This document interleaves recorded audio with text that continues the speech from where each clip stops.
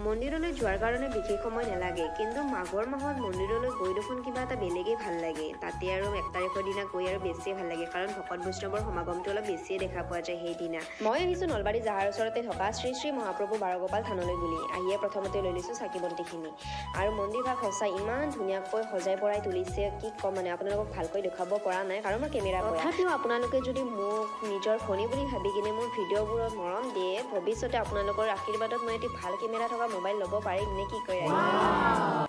দেখিছেনে চাকি দিবলৈকেও ঠাই নোহোৱা যেন হৈছে। কিবাকৈ চাকি কেইগছি লগাই আহিলোঁ আৰু আহিয়ে নিৰ্মালি আৰু ফট লৈ ল'লোঁ। অক্ষবন্তি গছিও ইমান ধুনীয়াকৈ জ্বলি আছে কি ক'ম।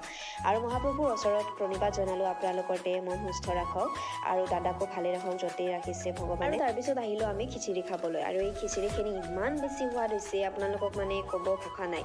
আৰু তাৰপিছত আহিলোঁ কাপোৰৰ দোকানলৈ, কাপোৰ কিনিব লগা আছিলে মোৰ লগত যোৱা খুৰীমা এগৰাকীৰ। আৰু তাৰপিছত আহিলোঁ ঘৰলৈ। আজিলৈ ইমানেই আছিল, বাই বাই।